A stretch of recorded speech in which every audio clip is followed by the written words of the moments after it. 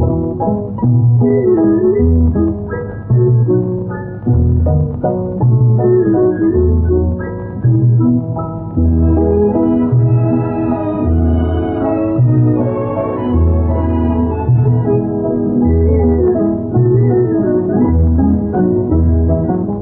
जाए दुनिया न बदलेंगे हम तुम्हारी कसम। बदल जाए दुनिया न बदलेंगे हम तुम्हारी कसम। तुम्हारे हैं जब तक के दम में है दम तुम्हारी कसम।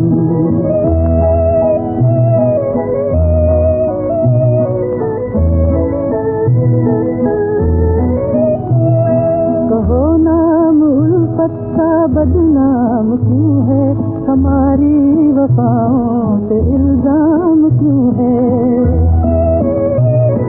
कहो नाम उल्फत का बदनाम क्यों है, हमारी वफाओं पे इल्जाम क्यों है। बताओ तो होगा तुम्हारा करम तुम्हारी कसम। बदल जाए दुनिया न बदलेंगे हम तुम्हारी कसम।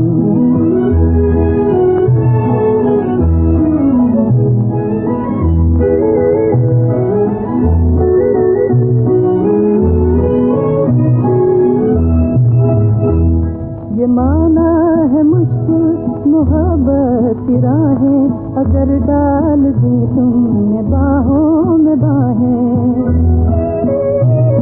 ये माना है मुश्किल मोहब्बत की राहें, अगर डाल दी तुमने बाहों में बाहें। खुशी से कहेंगे तुम्हारे सितम तुम्हारी कसम। बदल जाए दुनिया न बदलेंगे हम तुम्हारी कसम।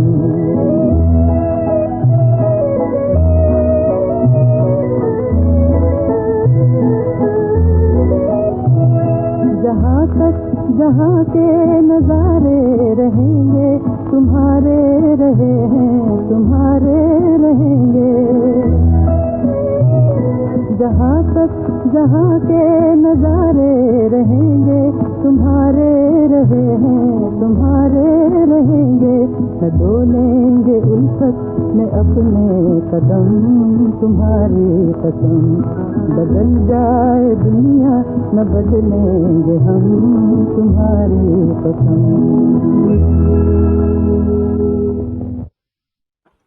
ओम शांति।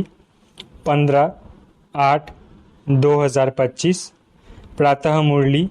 ओम शांति। बाप दादा मधुबन।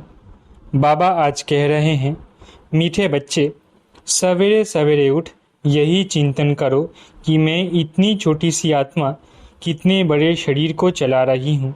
मुझ आत्मा में अविनाशी पार्ट नूंधा हुआ है। मीठे बच्चे, सवेरे सवेरे उठ यही चिंतन करो कि मैं इतनी छोटी सी आत्मा कितने बड़े शरीर को चला रही हूँ।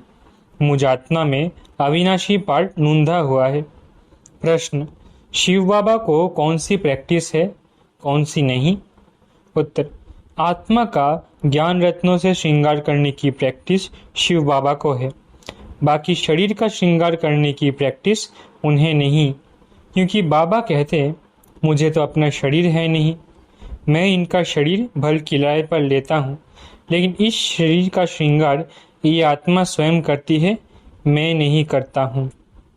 मैं तो सदा अशरीरी हूँ। गीत, बदल जाए दुनिया ना बदलेंगे हम। ओम शांति।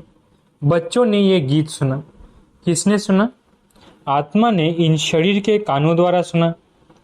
बच्चों को भी ये मालूम पड़ा कि आत्मा कितनी छोटी है। वो आत्मा इस शरीर में नहीं है तो शरीर कोई काम का नहीं रहता। कितनी छोटी आत्मा के आधार पर ये कितना बड़ा शरीर चलता है। दुनिया में किसको भी पता नहीं है कि आत्मा क्या चीज़ है जो इस रथ पर विराजमान होती है।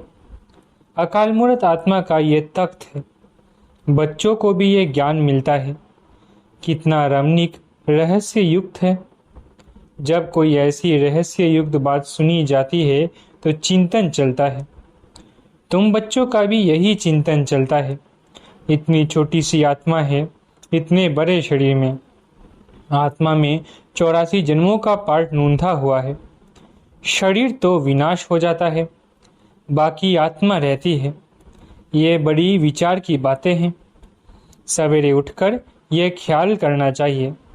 बच्चों को स्मृति आई है आत्मा कितनी छोटी है। उनको अविनाशी पार्ट मिला हुआ है। मैं आत्मा कितनी वंडरफुल हूँ। ये नया ज्ञान है जो दुनिया में किसको भी नहीं है। बाप ही आकर बतलाते हैं जो सिमरन करना होता है। हम कितनी छोटी सी आत्मा कैसे पार्ट बजाती है।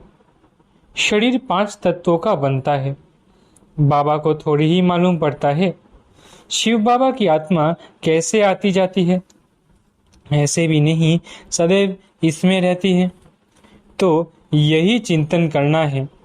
तुम बच्चों को बाप ऐसा ज्ञान देते हैं जो कभी कोई को मिल न सके। तुम जानते हो बरोबर ये ज्ञान इनकी आत्मा में नहीं था और सत्संगों में ऐसी ऐसी बातों पर कोई का ख्याल नहीं रहता है। आत्मा और परमात्मा का रिंचक भी ज्ञान नहीं है। कोई भी साधु सन्यासी आदि ये थोड़ी ही समझते हैं कि हम आत्मा शरीर द्वारा इनको मंत्र देती है। आत्मा शरीर द्वारा शास्त्र पढ़ती है। एक भी मनुष्य मात्र आत्माभिमानी नहीं है। आत्मा का ज्ञान कोई को है नहीं, तो फिर बाप का ज्ञान कैसे होगा। तुम बच्चे जानते हो हम आत्मा को बाप कहते हैं। मीठे मीठे बच्चों, तुम कितना समझदार बन रहे हो। ऐसा कोई मनुष्य नहीं जो समझे कि इस शरीर में जो आत्मा है उनको परम पिता परमात्मा बैठ पढ़ाते हैं। कितनी समझने की बातें हैं, परंतु फिर भी धंधे आदि में जाने से भूल जाते हैं। पहले तो बाप आत्मा का ज्ञान देते हैं जो कोई भी मनुष्य मात्र को नहीं है। गायन भी है ना, आत्मा परमात्मा अलग रहे बहुकाल, हिसाब है ना। तुम बच्चे जानते हो आत्मा ही बोलती है शरीर द्वारा। आत्मा ही शरीर द्वारा अच्छे व बुरे काम करती है। बाप आकर आत्माओं को कितना गुल बनाते हैं। पहले तो बाप कहते हैं सवेरे सवेरे उठकर यही प्रैक्टिस व ख्याल करो कि आत्मा क्या है जो इस शरीर द्वारा सुनती है। आत्मा का बाप परम पिता परमात्मा है जिसको पतित पावन ज्ञान का सागर कहते हैं। फिर कोई मनुष्य को सुख का सागर शांति का सागर कैसे कह सकते। क्या लक्ष्मी नारायण को कहेंगे सदैव पवित्रता का सागर? नहीं, एक बाप ही सदैव पवित्रता का सागर है। मनुष्य तो सिर्फ भक्ति मार्ग के शास्त्रों का बैठ वर्णन करते हैं, प्रैक्टिकल अनुभव नहीं है। ऐसे नहीं समझेंगे हम आत्मा इस शरीर से बाप की महिमा करते हैं। वो हमारा बहुत मीठा बाबा है, वही सुख देने वाला है। बाप कहते हैं हे आत्माएं, अब मेरी मत पर चलो। ये अविनाशी आत्मा को अविनाशी बाप द्वारा अविनाशी मत मिलती है। वो विनाशी शरीरधारियों को विनाशी शरीरधारियों की ही मत मिलती है। सत्युग में तो तुम यहाँ की प्रारब्ध पाते हो, वहाँ कभी उल्टी मत मिलती ही नहीं। अभी की श्रीमत ही अविनाशी बन जाती है जो आधा कल चलती है। ये नया ज्ञान है।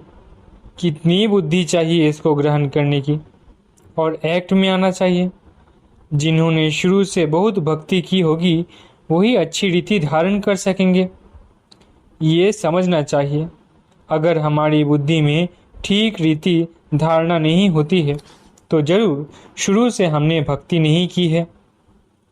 बाप कहते हैं कुछ भी नहीं समझते हो तो बाप से पूछो, क्योंकि बाप है अविनाशी सर्जन। उनको सुप्रीम सोल भी कहा जाता है। आत्मा पवित्र बनती है तो उनकी महिमा होती है। आत्मा की महिमा है तो शरीर की भी महिमा होती है। आत्मा तमो प्रधान है तो शरीर की भी महिमा नहीं। इस समय तुम बच्चों को बहुत गुह्य बुद्धि मिलती है, आत्मा को ही मिलती है। आत्मा को कितना मीठा बनना चाहिए, सबको सुख देना चाहिए। बाबा कितना मीठा है। आत्मा को भी बहुत मीठा बनाते हैं। आत्मा कोई भी अकर्तव्य कार्य न करे, ये प्रैक्टिस करनी है। चेक करना है कि मेरे से कोई अकर्तव्य तो नहीं होता है। शिव बाबा कभी अकर्तव्य कार्य करेंगे नहीं। वो आते ही है उत्तम से उत्तम कल्याणकारी कार्य करने, सबको सद्गति देते हैं। तो जो बाप कर्तव्य करते हैं, बच्चों को भी ऐसा कर्तव्य करना चाहिए। ये भी समझाया है, जिसने शुरू से लेकर बहुत भक्ति की है, उनकी बुद्धि में ही ये ज्ञान ठहरेगा। अभी भी देवताओं के ढेर भक्त हैं, अपना सिर देने के लिए भी तैयार रहते हैं। बहुत भक्ति करने वालों के पिछाड़ी कम भक्ति करने वाले लटकते रहते हैं, उनकी महिमा गाते हैं। उनका तो स्थूल में सब देखने में आता है। यहाँ तुम हो गुप्त, तुम्हारी बुद्धि में सृष्टि के आदि मध्य अंत का सारा ज्ञान है। ये भी बच्चों को मालूम है। बाबा हमको पढ़ाने आए हैं, अब फिर हम घर जाएंगे। जहाँ सब आत्माएं आती है वो हमारा घर है। वहाँ शरीर ही नहीं तो आवास कैसे? आत्मा के बिना शरीर जड़ बन जाता है। मनुष्यों का शरीर में कितना मोह रहता है। आत्मा शरीर से निकल गई तो बाकी 5 तत्व, उन पर भी कितना लव रहता है। स्त्री पति की चिता पर चढ़ने लिए तैयार हो जाती है। कितना मोह रहता है शरीर में। अभी तुम समझते हो नष्ट मोह होना है सारी दुनिया से। ये शरीर तो खत्म होना है, तो उनसे मोह निकल जाना चाहिए। परंतु बहुत मोह रहता है। ब्राह्मणों को खिलाते हैं, याद करता है ना, फलाने का श्राद्ध है, अब वो थोड़ी ही खा सकते हैं। तुम बच्चों को तो अब इन बातों से अलग हो जाना चाहिए। ड्रामा में हर एक अपना पार्ट बजाते हैं। इस समय तुमको ज्ञान है, हमको नष्ट मोह बनना है। मोहजीत राजा की भी कहानी है ना, और कोई मोहजीत राजा होता नहीं। ये तो कथाएं बहुत बनाई है ना। वहाँ अकाले मृत्यु होती नहीं, तो पूछने की भी बात नहीं रहती। इस समय तुमको मोहजीत बनाते हैं। स्वर्ग में मोहजीत राजाएं थे, यथा राजा रानी तथा प्रजा ऐसे हैं। वो है ही नष्ट मोह की राजधानी। रावण राज्य में मोह होता है, वहाँ तो विकार होता नहीं। रावण राज्य ही नहीं, रावण की राजाई चली जाती है। राम राज्य में क्या होता है कुछ भी पता नहीं, सिवाय बाप के और कोई ये बातें बता ना सके। बाप इस शरीर में होते भी देही अभिमानी है। लोन अथवा किराए पर मकान लेते हैं तो उसमें भी मोह रहता है। मकान को अच्छी रीति फर्निश करते हैं। इनको तो फर्निश करना नहीं है, क्योंकि बाप तो अशरीरी है ना। इनको कोई भी श्रृंगार आदि करने की प्रैक्टिस ही नहीं। इनका तो अविनाशी ज्ञान रत्नों से बच्चों को श्रृंगारने की ही प्रैक्टिस है। सृष्टि की आदि मध्य अंत का राज समझाते हैं। शरीर तो अपवित्र ही है। इनको जब दूसरा नया शरीर मिलेगा तो पवित्र होंगे। इस समय तो ये पुरानी दुनिया है, ये खत्म हो जानी है। ये भी दुनिया में किसको पता ही नहीं। धीरे धीरे मालूम पड़ेगा। नई दुनिया की स्थापना और पुरानी दुनिया का विनाश, ये तो बाप का ही काम है। बाप ही आकर ब्रह्मा द्वारा प्रजा रच नई दुनिया की स्थापना कर रहे हैं। नई दुनिया में हो तुम, नई दुनिया में हो नहीं, नई दुनिया स्थापन होती है। तो ब्राह्मणों की चोटी भी ऊंच है। बाबा ने समझाया है, बाबा के सम्मुख आते हो तो पहले ये याद करना है कि हम ईश्वर बाप के सम्मुख जाते हैं। शिव बाबा तो निराकार है, उनके सम्मुख हम कैसे जाएं? तो उस बाप को याद कर फिर बाप के सम्मुख आना है। तुम जानते हो वो इसमें बैठा हुआ है। ये शरीर तो पतित है। शिव बाबा की याद में ना रहे कोई काम करते हो तो पाप लग जाता है। हम शिव बाबा के पास जाते हैं, फिर दूसरे जन्म में दूसरे संबंधी होंगे, वहाँ देवताओं की गोद में जाएंगे। ये ईश्वरीय गोद एक ही बार मिलती है। मुख से कहते हैं बाबा हम आपका हो चुका। बहुत है जिन्होंने कभी देखा भी नहीं है, बाहर में रहते हैं, लिखते हैं शिव बाबा हम आपकी गोद के बच्चे खो चुके हैं। बुद्धि में ज्ञान है, आत्मा कहती है हम शिव बाबा के बन चुके हैं। इनके पहले हम पतित की गोद के थे, भविष्य में पवित्र देवता की गोद में जाएंगे। ये जन्म दुर्लभ है। हीरे जैसा तुम यहाँ संगम युग पर बनते हो। संगम युग कोई इस पानी और सागर के नदियों को नहीं कहा जाता। रात दिन का फर्क है। ब्रह्मपुत्र बड़े ते बड़ी नदी है जो सागर में मिलती है। नदियाँ जाकर सागर में पड़ती है। तुम भी सागर से निकली हुई ज्ञान नदी हो। ज्ञान सागर शिव बाबा है। बड़े ते बड़े नदी है ब्रह्मपुत्र। इनका नाम ब्रह्मा है। सागर से इनका कितना मेल है तुमको मालूम है। नदियाँ कहाँ से निकलती है? सागर से ही निकलती है, फिर सागर में ही पड़ती है। सागर से मीठा पानी खींचते हैं। सागर के बच्चे फिर सागर में जाकर मिलते हैं। तुम भी ज्ञान सागर से निकली हो, फिर सब वहाँ चली जाएंगी जहाँ वो रहते हैं। वहाँ तुम आत्माएं भी रहती हो। ज्ञान सागर आकर तुमको पवित्र मीठा बनाते हैं। आत्मा जो खाड़ी बन गई है उनको मीठा बनाते हैं। 5 विकारों रूपी छी छी नमकीन तुमसे निकल जाती है तो तुम तमो प्रधान से सतो प्रधान बन जाते हो। बाप पुरुषार्थ बहुत कराते हैं। तुम कितने सतो प्रधान थे, स्वर्ग में रहते थे, तुम बिल्कुल छी छी बन गए हो।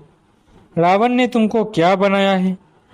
भारत में ही गाया जाता है हीरे जैसा जन्म अलौकिक। बाबा कहते रहते हैं तुम कौड़ियों पिछाड़ी क्यों हैरान होते हो? कौड़ियाँ भी जास्ती थोड़ी ही चाहिए, गरीब झट समझ जाते हैं। साहूकार तो कहते हैं अभी हमारे लिए यहाँ ही स्वर्ग है। तुम बच्चे जानते हो जो भी मनुष्य मात्र है सबका इस समय कौड़ी जैसा जन्म है। हम भी ऐसे थे। अभी बाबा हमको क्या बनाते हैं? एम ऑब्जेक्ट तो है ना। हम नर से नारायण बनते हैं। भारत अब कौड़ी जैसा कंगाल है ना। भारतवासी खुद थोड़ी ही जानते हैं यहाँ तुम कितने साधारण अबलाएं हो। कोई बड़ा आदमी होगा तो उनको यहाँ बैठने की दिल नहीं होगी। जहाँ बड़े बड़े आदमी सन्यासी गुरु आदि लोग होंगे वहाँ ही बड़ी बड़ी सभाओं में जाएंगे। बाप भी कहते हैं मैं गरीब निवाज हूँ। कहते हैं भगवान गरीबों की रक्षा करते हैं। अभी तुम जानते हो हम कितने साहूकार थे, अभी फिर बनते हैं। बाबा लिखते हैं तुम पद्मा पदमपति बनते हो। वहाँ पर मारा मारी नहीं होती है। यहाँ तो देखो पैसे के पीछे कितनी मारा मारी है, रिश्वत कितनी मिलती है। पैसे तो मनुष्यों को चाहिए ना। तुम बच्चे जानते हो बाबा हमारा खजाना भरपूर कर देते हैं। आधा कल्प के लिए जितना चाहिए उतना धन लो, परंतु पुरुषार्थ पूरा करो, गफलत नहीं करो। कहा जाता है ना फॉलो फादर। फादर को फॉलो करो तो ये जाकर बनेंगे। नर से नारायण, नारी से लक्ष्मी बड़ा भारी इम्तिहान है। इसमें जरा भी गफलत नहीं करनी चाहिए। बाप श्रीमत देते हैं तो फिर उस पर चलना है। कायदे कानून का उल्लंघन नहीं करना है। श्रीमत से ही तुम श्री बनते हो। मंजिल बहुत बड़ी है। अपना रोज का खाता रखो। कमाई की या नुकसान किया, बाप को कितना याद किया, कितने को रास्ता बताया। अंधों की लाठी तुम हो ना। तुमको ज्ञान का तीसरा नेत्र मिलता है। अच्छा, मीठे मीठे सिकिलधे बच्चों प्रति माता पिता बाप दादा का याद प्यारा गुड मॉर्निंग। रूहानी बाप की रूहानी बच्चों को नमस्ते। हम रूहानी बच्चों की रूहानी माता पिता बाप दादा को याद प्यार गुड मॉर्निंग और नमस्ते। धारणा के लिए मुख्य सार। पहला, जैसा बाप मीठा है ऐसे मीठा बन सबको सुख देना है। कोई भी अकर्तव्य कार्य नहीं करना है। उत्तम से उत्तम कल्याण का ही कार्य करना है। दूसरा, कौड़ियों के पिछाड़ी हैरान नहीं होना है। पुरुषार्थ कर अपनी जीवन हीरे जैसा बनानी है, गफलत नहीं करनी है। वरदान: निश्चय रूपी पाँव को अचल रखने वाले सदा निश्चय बुद्धि निश्चिंत भव। वरदान: निश्चय रूपी पाँव को अचल रखने वाले सदा निश्चय बुद्धि निश्चिंत भव। सबसे बड़ी बीमारी है चिंता। इसकी दवाई डॉक्टर्स के पास भी नहीं है। चिंता वाले जितना ही प्राप्ति के पीछे दौड़ते हैं, उतना प्राप्ति आगे दौड़ लगाती है। इसलिए निश्चय के पाँव सदा अचल रहे, सदा एक भल एक भरोसा। ये पाँव अचल है तो विजय निश्चित है। निश्चित विजयी सदा ही निश्चिंत है। माया निश्चय रूपी पाँव को हिलाने के लिए ही भिन्न भिन्न रूप से आती है। लेकिन माया हिल जाए, आपका निश्चय रूपी पाँव ना हिले, तो निश्चिंत रहने का वरदान मिल जाएगा। स्लोगन: हर एक की विशेषता को देखते जाओ तो विशेष आत्मा बन जाएंगे। स्लोगन: हर एक की विशेषता देखते जाओ तो विशेष आत्मा बन जाएंगे। अव्यक्त इशारे: सहज योगी बनना है तो परमात्म प्यार के अनुभवी बनो। आप गोप गोपियों के चरित्र गाए हुए हैं। बाप से सर्व संबंधों का सुख लेना और मगन रहना, अथवा सर्व संबंधों के लव में लवलीन रहना। जब कोई अति स्नेह से मिलते हैं तो उस समय स्नेह के मिलन के यही शब्द होते हैं कि एक दूसरे में समा गए या दोनों मिलकर एक हो गए, तो बाप के स्नेह में समा गए, अर्थात बाप का स्वरूप हो गए। अच्छा, ओम शांति। शुक्रिया बाबा।